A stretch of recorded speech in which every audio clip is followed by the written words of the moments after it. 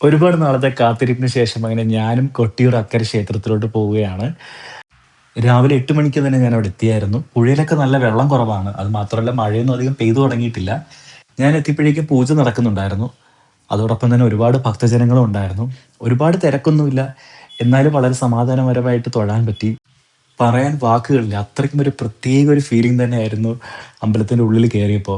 കാര്യം പ്രകൃതിയോട് ഇത്രയും ഇണങ്ങി നിൽക്കുന്ന ഒരു അമ്പലം ഞാൻ ഇങ്ങനൊരു ഫീല് ഞാൻ എന്റെ ലൈഫിൽ ആദ്യമായിട്ടാണ് കിട്ടുന്നത് എനിക്ക്. പിന്നെ മഴയില്ലാത്തതുകൊണ്ടും ചെറിയ അറ്റകുറ്റപ്പണികളൊക്കെ നടക്കുന്നത് കൊണ്ടും അവിടെ വെള്ളമൊന്നും കെട്ടി വെച്ചിട്ടില്ലായിരുന്നു. എന്നാലും കാണാൻ ഭയങ്കര അടിപൊളി ഒരു സമാധാനപരമായിട്ടുള്ള ഒരു സിറ്റുവേഷനാണ്. നമുക്ക് പ്രസാദമൊക്കെ കഴിക്കാനും പറ്റി.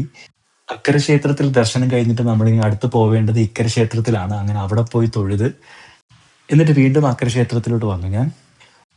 മഴക്കോളിലും വൈകുന്നേരവും രാത്രിയൊക്കെ ക്ഷേത്രം കാണാൻ ഭയങ്കര ഭംഗിയാ. അതുകൊണ്ട് തന്നെ കൊട്ടിയൂരിലേക്ക് വന്നാൽ വീണ്ടും വീണ്ടും വരാനായിട്ട് മനസ്സിങ്ങനെ കൊതിക്കും.